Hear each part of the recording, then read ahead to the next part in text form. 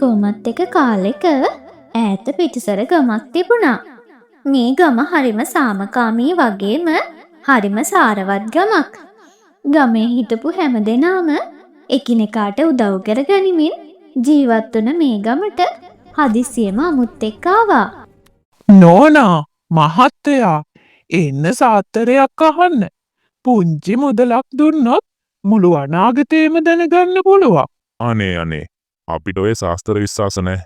ඒකනේ ඔය ශාස්ත්‍ර අහලා නිකන් ඔළුව අවුල් කරගන්නේ මොකටද? මේ ගමට මහ විනාශයක් අත ළඟ. මට ඇහුම්කන් නොදුන්නොත් බොලාට නිකරුණේ මැරෙන්න වෙයි. මේ ගමට මොන විනාශයක් වෙන්නද? ඔය නැන්දරා ශාස්ත්‍ර කියන්න වෙන ගමක් තිබුණම නැද්ද? මොලා මාව විහිළුවකට ගත්තද? දන්නවද මාව තරාගස්ස ගත්තොත් ඔහෙලට වෙන්න තියෙන නරකම දේත් වෙයි. හරි නැන්දට පුළුවන් දෙයක් කරන්නකෝ. ඒත් ඉතින් මේ ගමට ඔය බොරු ශාස්ත්‍ර නම් ඕන නැහැ. අපි යමු බණ්ඩාර. ඔහොම යමුකෝ කොල්ල. මම් බලාගන්නංකො බොලාගෙන. මේ සාත්තරකාරී මායාකාරියකටත් වඩා භයානකයි. කොහෙන් එනවද මන්ද මේ ආගන්තුකයෝ? මෙහෙම පිටස්තරකාරයෝ එන්න ගත්තොත් ගමම විනාසයි. කාටද අනේ මේ බනින්නේ? බලන්නකො නයනෝ. ගමට ශාස්ත්‍රකාරියෙක් ඇවිත්. බලන්න එපැයි උන්දගේ බොරු ටික.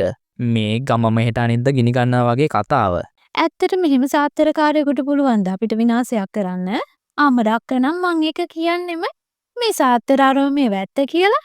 මොන පිස්සුද නයනෝ? ඕව හිතර ගත්තොත් තමයි අපිට ඇත්තට මනවිනකොට වින වෙන්නේ. අනේ මන්දා. දැන් ওই සාත්තරකාරි කොහෙද ඉන්නේ? අර පාරයින ලොකු ගහළඟ. සමහර විට අද හොම ඉඳලා හෙට වෙනකොට වෙන ගමකට ඇයි සල්ලි ටිකක් හොයාගෙන. ඔය මිනිස්සු බොරු කියලා සල්ලි කරගන්න එකනේ කරන්නේ.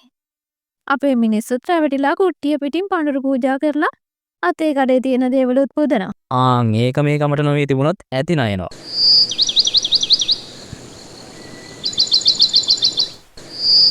අනේ දෙයියනේ ඒ කියන්නේ මහ විනාශයක් අත ළඟ. ඔහෙට පිස්සු දමරෝ. එහෙම මේ ගමක් විනාශ කරන්න ශාස්ත්‍රකාරියෙක්ට බෑ. අනේ ඔය දන්නේ ඉති ගෙඩියක් නෑ. ඔය සාත්තරකාරයෝ අනවින හදි කූනියන් ජයටම කරනවා. අන්තිමට මේ ගමටම ගිනි තියලා අලු කරලා දායි. එච්චර දෙයක් අර නාකි උන්දට කරන්න පුළුවන් දමරෝ. ඔහෙලටත් ඒ මනුස්සයෙක් වාද නොකර කරබාගෙන එන්න බෑනේ අම්මපා. මොන එකකට පැටලෙන්න ගියාද? අනේ දැන් හොඳ මොනව කරයිද මන්දා. මට නම් බයේ බෑ. අනේ මේ අමරෝ. ඔන්න ඔය ආතබූත හිතේ තියාගන්න නැතුව නිකන් බය නොවී ඉන්නකෝ. සමහර විට උන්ද දැනටවත් මේ ගමින් ගිහින් ඇති. මම නම් හිතන්නේ නෑ. ඒ මලේසියෙන් මේක ඇතැල්ල ඔය මනුස්සයයි කියලා. හිටියත් අපට මොකෝ අමරෝ. උන්දට කරන්න පුළුවන් දෙයක් කරයිනේ. එතකොට අපි බලමුකෝ.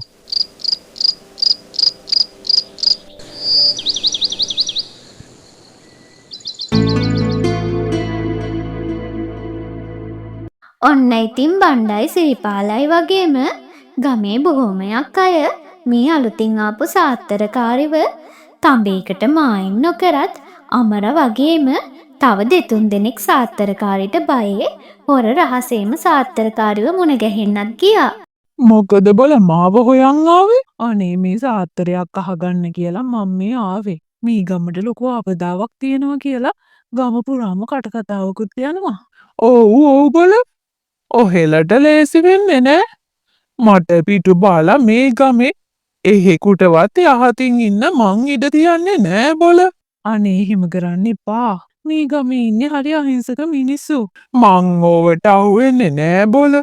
මාව ගණන් නොගත ගම්මුන්ට මං හොඳ පාඩමක් උගන්වන්නම්කෝ. අනේ දෙවියනේ. දැන් මම මොන දේ කරත් හරියන එකක් නෑ. මේ සාත්තරකාරි මං කියන කිසි දෙයකට කන් දෙන්නේ නෑනේ. මොකද බොල මේ කල්පනාව? දැන් මෙතනින් පිට වෙලා ගියොත් හොඳයි.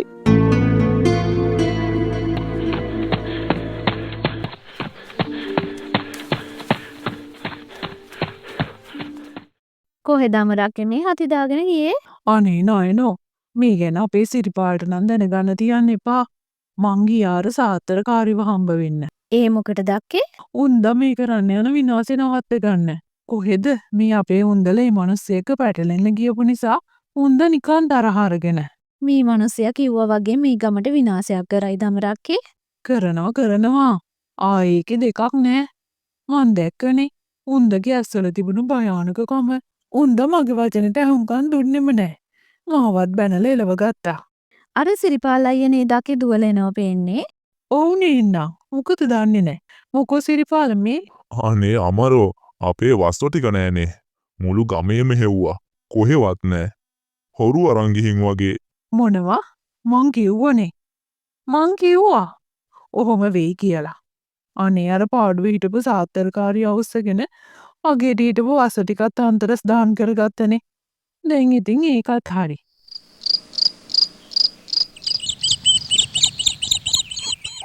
ඔන්න ඉතින් සාත්තරකාරී ගමේ උදවිය එක්ක අමනාප වුණදා පටන්ම ගමේ එක එක තැන්වල එක එක සිද්ධි වෙන්න පටන් ගත්තා.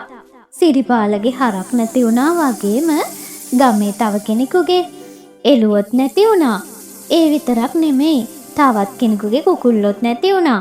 ඉතින් මේ හැමදේම මෙහෙම වෙද්දි අමරණන් සිරිපාලට දොස් කිව්වේ සාත්තරකාරිව තරහ කරගත්තට මේ දේවල් ගමට වුණා කියලා. දැන් ගමේ කීයක් දේවල් වුණාද? කවුද සිරිපාල මේක පිටිපස්සේ ඉන්නේ? වෙන කවුද සාත්තරකාරිය මිසද? අනේ මේ අමරෝ මේ ගමේ වෙන හොරකම් එක නිකන් අහක යන ප්‍රශ්නයක් පටලවා ගන්න එපා. අනේ අමරක්කේ ඉක්මනට එන්නකෝ. මොකෝ නයන මේ විලාප තියන්නේ? බලන්නකෝ මේගේ ඉස්සරහ රතු පුහුල් ගෙඩියක් දාලා ගිහින්නේ. දෙවියනේ අපිට කොඩි විනයක්වත් කරලද? මේ මොන කොඩවිනද? ඕන් ඕක විසි කරලා දාලා පාඩුවේ නිකන් ඉන්න අමරෝ. මේ ගමට මෙච්චර වින්න හියක් වුණා. තාමත් ඔහෙලට ගානක් නෑනේ. මේ හැමදේටම මුල ඔහෙලා දෙන්න තමයි. අපි මොනව කරාටද? මේ නැති වුණ සත්තු අතර අපේ එවුනුත් ඉන්නවනේ. මේ එකක්වත් නෑනේ ඔහෙලා අර සාත්තරකාරී එක්ක පැටලෙන්න නොගියන.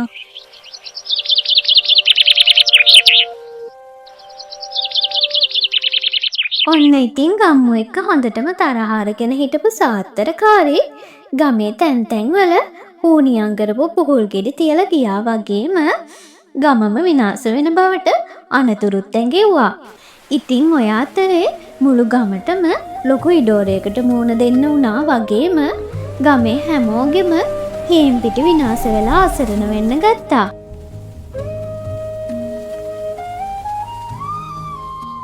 මං කිව්වනේ මේ ගමට මම මේ සෙත උදා කරනවා කියලා. අනේ අපිට සමා වෙලා එම අපේ ගම තිබුණ විදියට ලබා දෙන්න. මං එක්ක පැටලෙන්න ආපු උන්දලා දැන්වත් පාඩමක් ඉගෙන ගනී බොල. අනේ අපිට අනුකම්පා කරලා මිනිහගෙන් ගැලවෙන්න මගක් සලසලා දෙන්න. මේකෙන් ගැලවිලා යන්න ඔහෙලට එහෙම ලේසියෙන් බෑ. අනේ අපි කියන ඕන දෙයක් කරන්නම්. අපිට උදව් කරන්න. මේකෙන් නිදහස් වෙන්න නම් ඔහෙලට ලොකු යාගයක් කරන්න වෙයි. යාගයක්? ඔව් බොල යාගයක්. ඒක එහෙම ලේසියෙන් කරන්න බෑ බොල. ඒ යාගය කරන්න අපෙන් මොනවද වෙන්න ඕනේ? ඒක ඔහෙලට ලේසි වෙන එකක් නෑ. නෑ කියන්න අපි ඒක කරන්න. රන් රිදී මුතුමැණික් කාසිපුරවපු තාලියක් දෙයියන්ට පූජා කරලා රෑයක් එළි වෙනකන් කනත් යාගයක් කරන්න ඕන බොල. මං ගමේ උදවියට මේ ගැන කියන්න. උන්දල කැමති වෙයි මේක කරන්න. කරන දෙයක් ඉක්මනට කරන්න වෙයි. නැත්තම් මුළු ගමම කපෝති. මං ඉක්මනට මේ ගැන ගමේ අයට කියන්නම්කෝ. නැත්තම් අපි හැමෝම මේ ඩොරින් පිච්චිලා මැරෙයි. ඒක බොලාගේ වැඩක්. මට ඔය යාගේ කරන්න ලොකු වමනාවක් නෑ. ඔහේ කියන හන්දයි මම මෙහෙම හරි මේකට කැමති උනේ. ඔන්න ඉතින් අමර ගිහින් මුළු ගමටම සාත්තරකාරී කියපු යාගේ ගැන කියලා ගමේ අය කැමති කරගන්න අතරේ සිරිපාලයි බණ්ඩයි එකතු වෙලා මේ නියඟට විසඳුමක් හොයාගෙන ගම පුරාම ඇවිත්තා. මේකට අපි මොකක් හරි කරන්න ඕන බණ්ඩෝ. මට නම් හිතෙන්නේ එහා ගමේ දොළ පාරෙන් අපි ඇලක් කපලා අපේ හේන් කුඹුර වලට වතුර ගත්තා නම් හරි කියලා. ඒකනම් හොඳ අදහසක් බණ්ඩෝ. අදම ගමේ කට්ටියට මේක ගැන අපි කියමු. ඔව් ගමේ ඉන්න පිරිමි ටික එකතු කරගත්තත් අපිට මේ ඇල කපා ගන්න වැඩි කල් යන එකක් නෑ. ඉක්මනට වතුර ටික හරව ගත්තම ආයෙම වහිනකම් මේ ඉඩකඩම් පණ ගහලා තියාගන්න පුළුවන් වෙයි.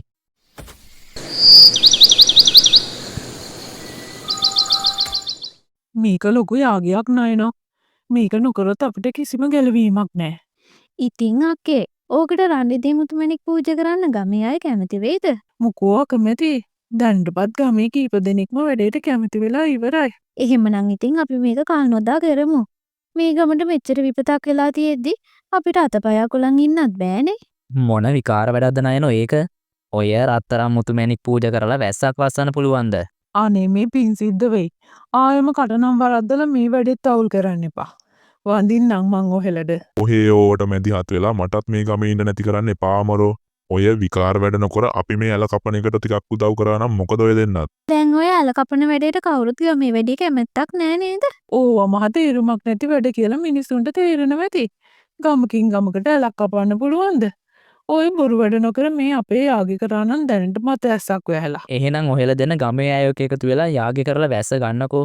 අපි ඒ අතර අපිට පුළුවන් විදිහට ඇල කපලා මේ ගමට වතුර ටිකක් ගන්න බලන්නම්. අනේ මන්ද ඔහෙලා නම් හැදෙන අය නෙවෙයි.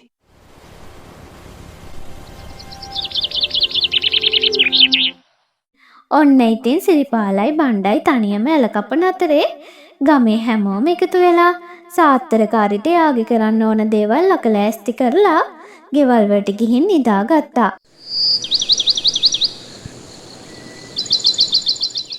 දෙවියනේ මේ සාත්තරකාරී යාගේ කරලා කොහෙ ගියාද? ඇයි අමරක්කේ? මං උදේම කනත්තට ගියා. සාත්තරකාරීට කෑම අරන්. මං යදි තාලිය විතරක් තියෙනවා. කනත්තේ සාත්තරකාරීත් නෑ මුතුමැණික් ටිකත් නෑ. ඔන්න ඉතින් සාත්තරකාරී යාගය කරලා සතියක් විතර ගත වෙලා ගියා. ගමට වැස්සක් තියා හිරිපොදයක්වත් වැටුනේ නෑ. ගමේ අයගේ තිබුණු රණ්ඩෙදී මුතුමැණික් සේසතම සාත්තරකාරී හොරාට අරගෙන ගිහින් තිබුණා. ඉතින් සති ගාණක් මහන්සි වෙලා සිරිපාලයි බණ්ඩයි කොහොම හරි ඇල කපා ගත්තා. ඉතින් අමරට වගේම ගමේ අයට තේරුම් ගියා තමන් සාත්තරකාරීට රැවටිලා තිබුණ සේසතම නැති කරගත්තා වගේම බණ්ඩයි සිරිපාලගේ උත්සාහය නිසා තමන්ට ආයෙම වතුර ලැබිලා හේංගොවිතැන් සරු වුණා කියලා.